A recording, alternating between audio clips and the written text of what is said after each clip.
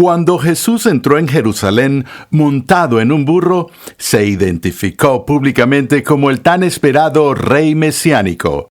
Pero el rey que ahora viene a Jerusalén en la entrada triunfal, que es aclamado como el rey de los judíos, e incluso el epíteto rey de los judíos se coloca en su cruz, en su ejecución, es aquel que es el hijo de David y al mismo tiempo el Señor de David.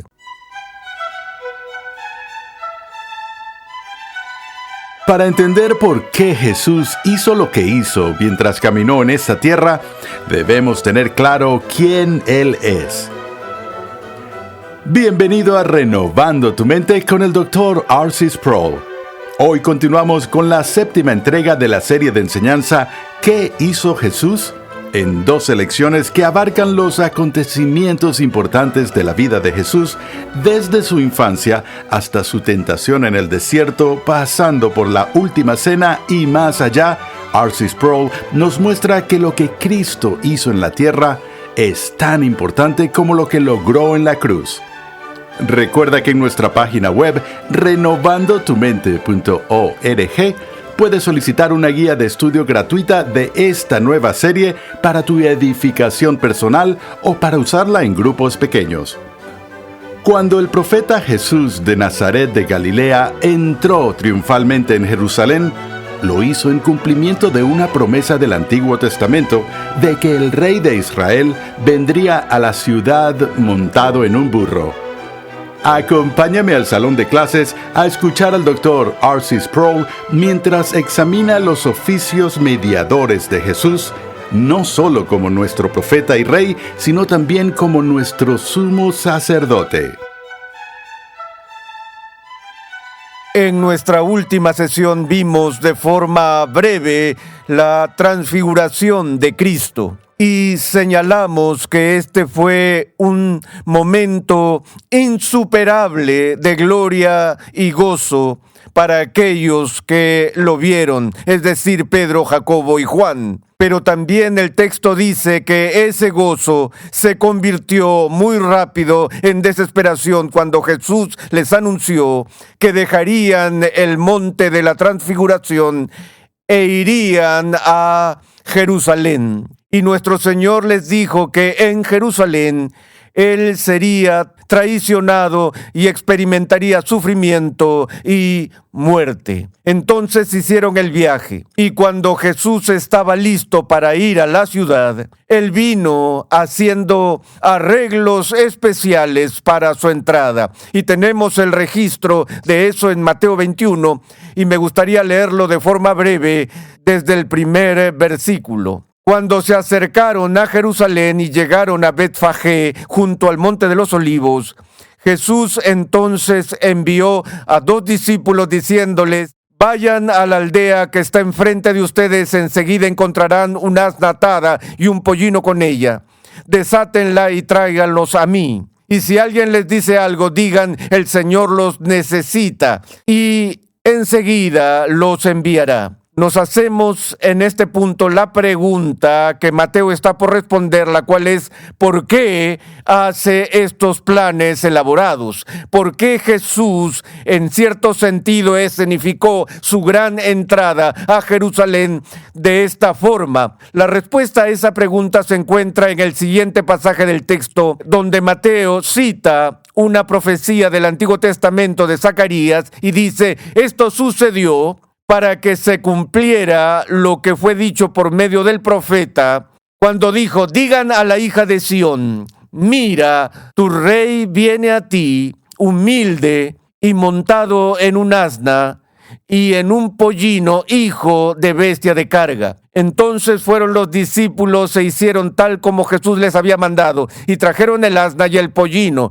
pusieron sobre ellos sus mantos, y Jesús se sentó encima. La mayoría de la multitud tendió sus mantos en el camino, otros cortaban ramas de los árboles y las tendían por el camino. Y las multitudes que iban delante de él y las que iban detrás gritaban: Hosana al Hijo de David, bendito aquel que viene en el nombre del Señor, Hosana en las alturas. Cuando Jesús entró en Jerusalén, toda la ciudad se agitó y decían: ¿quién es este? Y las multitudes contestaban: este es el profeta Jesús de Nazaret de Galilea.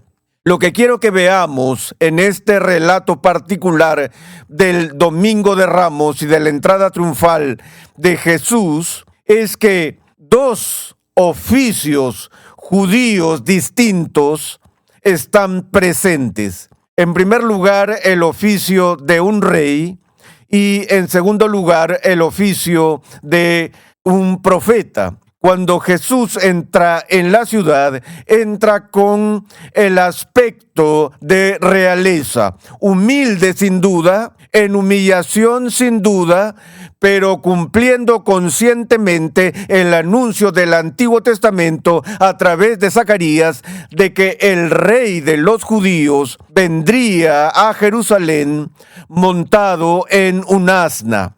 Ahora, en este punto, un secreto guardado con cuidado y que Jesús había mantenido en secreto con sus discípulos, ahora se hizo público. Cada vez que Jesús mencionaba durante su ministerio terrenal que Él era el Mesías, instruía a sus discípulos, como lo había hecho en la transfiguración: no se lo digan a nadie. Llamamos a esto el secreto mesiánico. Y tenemos que adivinar por qué Jesús insistió en el carácter secreto de su vocación mesiánica, y la suposición obvia es que él sabía que la gente tenía una comprensión incorrecta de lo que el Mesías en realidad haría. La esperanza popular, la expectativa popular del Mesías que estaba por venir era la de un gran guerrero que derrocaría la opresión romana y liberaría al pueblo de Israel del yugo de Roma. Pero la comprensión que Jesús tenía del Mesías era mucho más profunda. Tomó todas las pistas de expectativa en las profecías del Antiguo Testamento y las unió en un retrato complejo de lo que significaría ser el Mesías. Y el elemento que era el más importante ahí era el elemento de ser un siervo humilde que sufriría. El retrato de Isaías del Mesías en los últimos capítulos de ese libro era el retrato del siervo sufriente. Y eso no era popular ni atractivo para el público, por lo que Jesús había mantenido su identidad en secreto hasta ahora. Ahora el manto que lo ocultaba es quitado, y Jesús ahora, cumpliendo claramente la profecía del Antiguo Testamento, entra en la ciudad en una procesión triunfal que indica su posición de realeza. Y cuando la gente dijo: ¿quién es este que viene de esta manera? Cuando la gente gritaba: bendito aquel que viene en el nombre del Señor, una de las respuestas que se dio fue: este es el profeta Jesús de Nazaret en Galilea. Así que vemos dos elementos de la obra de Jesús que se mencionan en este pasaje en particular: su obra como rey y su obra como profeta. Pero si vemos más allá en el Nuevo Testamento, entendemos que no hay solo dos oficios que Jesús cumple, sino que hay tres. Y esos tres oficios los llamamos en teología el munus triplex, es decir, el triple oficio de Jesús. Y los tres oficios que Él está llamado a cumplir en su obra son los oficios de profeta, sacerdote y rey. Los tres oficios se cumplen en su persona y en su obra. Y me gustaría tomarme unos momentos ahora para hacer la distinción entre estos tres oficios para que podamos entender lo que está sucediendo aquí en este momento particular de su vida, en la entrada triunfal. En primera instancia, los tres oficios, profeta, sacerdote y rey, son oficios desempeñados por algún tipo de mediador. Y estoy usando el término mediador con una M minúscula, no con una M mayúscula, porque la Biblia nos dice que en última instancia solo hay un mediador entre Dios y el hombre, y ese es Jesús. Cuando las Escrituras dicen eso y hablan de la singularidad de Cristo como el mediador entre la humanidad y Dios, eso no excluye las formas inferiores de servicio mediador que funcionaban en los días del Antiguo Testamento en el oficio del profeta, el sacerdote y el rey. Lo que los hizo mediadores fue que de alguna manera se colocaban entre el pueblo y Dios. Me gusta decir que la diferencia básica entre el profeta y el sacerdote era esta, que el profeta era el portavoz de Dios. El profeta anunciaba sus declaraciones con el prefacio, así dice el Señor. Los profetas fueron agentes de revelación. Dios puso su palabra en sus bocas y así ellos fueron los portavoces de Dios para el pueblo. Los sacerdotes, por otro lado, servían en un oficio regular y no en un oficio especial designado a través de un don como lo eran los profetas, y tenían la función de llevar a cabo los deberes normales de la organización religiosa de Israel. Y las dos funciones, más que cualquier otra que realizaban, eran en primer lugar ofrecer sacrificios y en segundo lugar ofrecer oraciones. Por eso el sacerdote era el mediador del pueblo ante Dios. Si observan cómo funciona la actividad en la liturgia católica romana, verán que hay un momento en que el sacerdote le da la espalda a la gente. ¿Y cuándo es eso? Cuando está ofreciendo el sacrificio. Y cuando se dirige a la gente desde el púlpito, está hablando de parte de Dios a la gente. En la iglesia de hoy, sin embargo, los roles y los oficios del profeta y sacerdote se han combinado. Si nos fijamos en la liturgia de un servicio de adoración protestante, hay ciertos elementos en ella que son sacerdotales y otros elementos que son proféticos. Cuando el pastor hace la oración pastoral y ora por la gente, está realizando una actividad sacerdotal. Cuando lee la escritura y da el sermón, está realizando un oficio profético en ese momento. Pero vemos esa distinción básica. Ahora, en lo que respecta a los profetas, en las categorías del Nuevo Testamento, el profeta supremo de todos los tiempos es Jesús.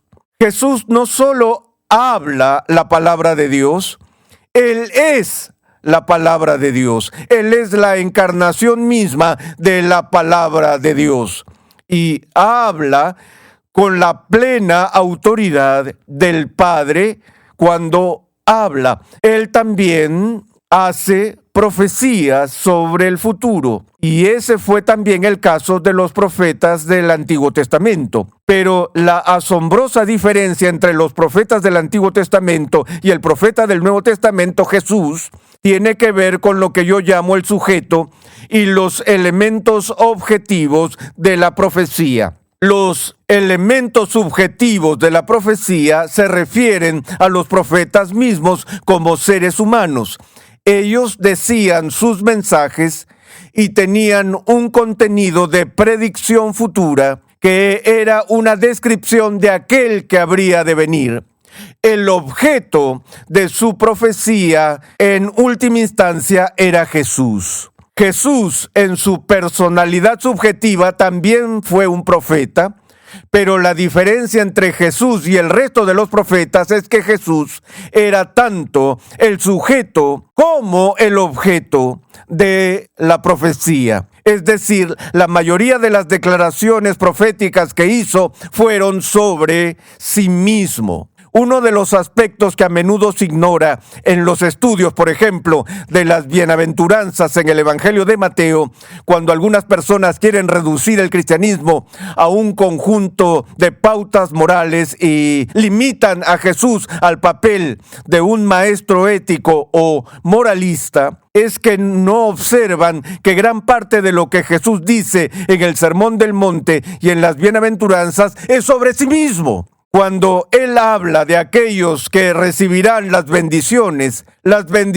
encuentran su expresión más plena en Él y en su reino. De modo que incluso allí en las bienaventuranzas Jesús está haciendo declaraciones sobre su propia obra personal en el reino de Dios. También vemos el sacerdocio y vemos que los sacerdotes también tenían una dimensión subjetiva y objetiva en su trabajo. Como personas que realizaban diversas tareas, tenían su propia participación subjetiva en ella, pero ¿cuál era el objeto de su trabajo? El objetivo principal de la tarea sacerdotal era ofrecer sacrificios en favor del pueblo.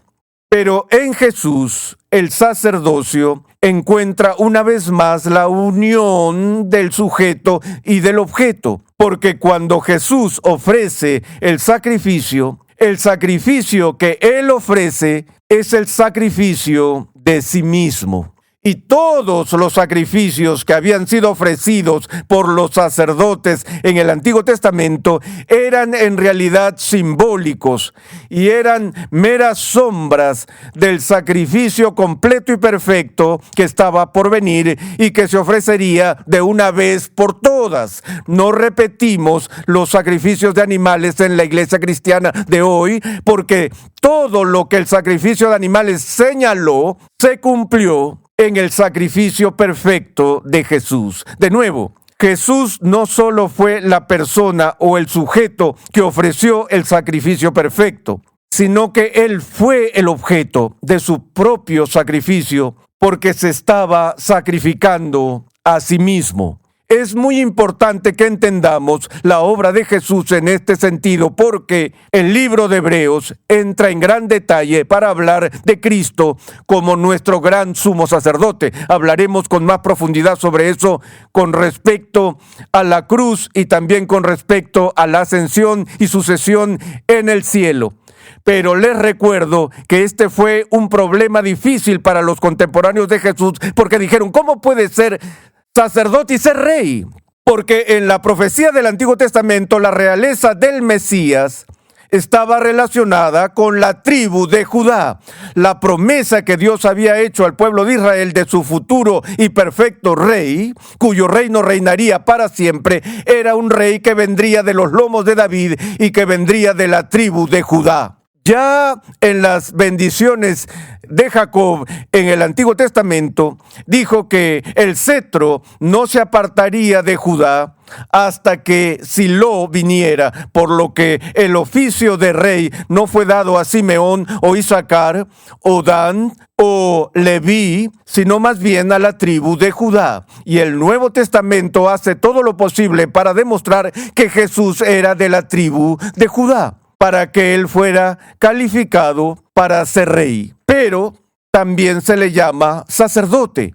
¿Cómo puede ser sacerdote y rey al mismo tiempo? Porque los sacerdotes eran de la tribu de Leví en el sacerdocio arónico. Y por esto se nos da la respuesta en el libro de Hebreos cuando se nos dice que Jesús era un sacerdote según el orden de Melquisedec. Y el argumento que hace el autor de Hebreos es que el orden sacerdotal de Melquisedec era un orden de sacerdocio superior al del sacerdocio levítico. ¿Cómo hicieron ese argumento? Bueno, el autor de Hebreos dice que cuando Abraham conoció a este extraño hombre llamado Melquisedec, que era el rey de Salem, y su nombre significa rey de justicia, y Salem significa paz, para que pudiera ser conocido como el rey de paz y el rey de justicia, que Melquisedec bendijo a Abraham y recibió diezmos de Abraham. En las categorías del Antiguo Testamento era el mayor quien bendecía al menor y el menor pagaba los diezmos al mayor. Y el autor de Hebreos dice, bueno, Leví ni siquiera había nacido todavía, y si Melquisedec es más grande que Abraham, y Leví es un descendiente de Abraham, haciendo a Abraham más grande que Leví, hagan los cálculos, sigan la lógica, asunto comprobado, Melquisedec es superior a Leví. Así que el oficio sacerdotal que Jesús cumple supera todo en el sacerdocio aarónico o levítico del Antiguo Testamento. Pero en esta ocasión, con la entrada triunfal, el énfasis está en el tercer oficio, que es el oficio de rey. Y de nuevo menciono el término mediador porque en la economía del Antiguo Testamento el rey no era autónomo. El rey no tenía autoridad suprema, sino que el rey mismo estaba sujeto a la ley del rey, que se suponía que el rey debía mediar la ley justa de Dios para el pueblo. Y el rey mismo era responsable ante Dios por cómo llevaba a cabo su oficio. Por cierto, el Nuevo Testamento deja en claro que todos los funcionarios en el gobierno y la autoridad también están subordinados a la autoridad de Dios y serán juzgados por Dios por cómo llevan a cabo su oficio. Pero eso debía de haberse entendido con el Antiguo Testamento y lo que era tan atroz sobre la corrupción de los reyes, en particular en el Reino del Norte, era que buscaban la autoridad suprema para sí mismos y desobedecían de forma flagrante la ley del rey. Pero el rey que ahora viene a Jerusalén en la entrada triunfal, que es aclamado como el rey de los judíos, e incluso el epíteto rey de los judíos se coloca en su cruz, en su ejecución, es aquel que es el hijo de David y al mismo tiempo el Señor de David. Y él es el que cumple todas las promesas del Antiguo Testamento del rey venidero que restauraría la simiente caída de David y que marcaría el inicio del reino de Dios mismo. Y a este rey Dios le daría toda autoridad en el cielo y en la tierra. Y la extensión de su reinado sería eterno. No habría sucesión dinástica después de él, donde él tuviera que nombrar a su hijo o a su nieto, o su hija o nieta, para asumir su trono. Su trono está establecido para todas las generaciones, ya que ahora él no solo es un rey, sino que es el rey, que es el rey de los reyes y el señor de los señores. De modo que aquí vemos en este momento, cuando Jesús entra en Jerusalén, este momento de crisis, la culminación de quién Él es y lo que hace como profeta, como el profeta supremo, como el sacerdote supremo que da el sacrificio supremo y perfecto, y el rey que cumple la profecía que Dios hizo en el Salmo 110. Dice el Señor a mi Señor, siéntate a mi diestra.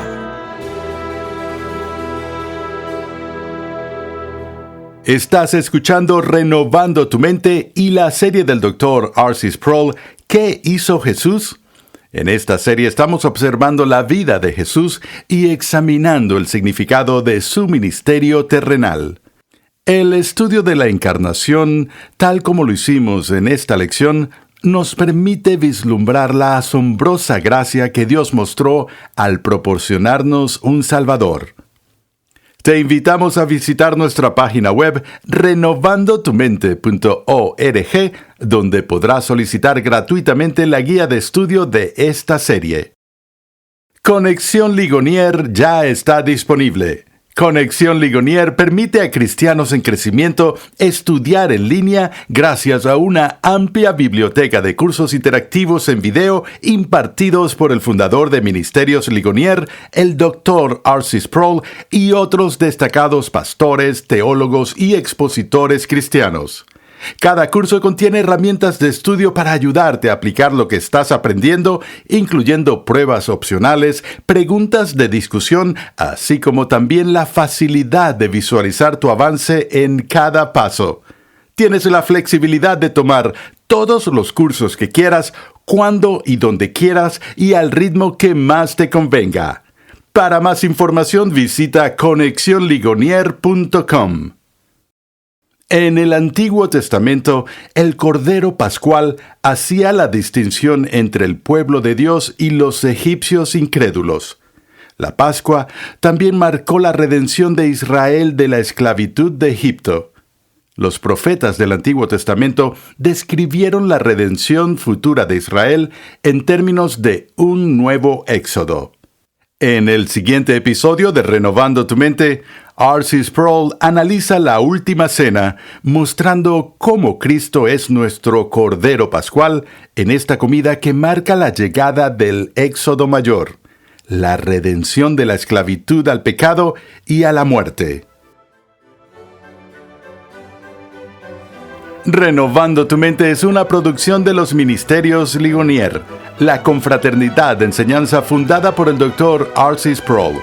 Nuestra misión, pasión y propósito es ayudar a las personas a crecer en su conocimiento de Dios y su santidad.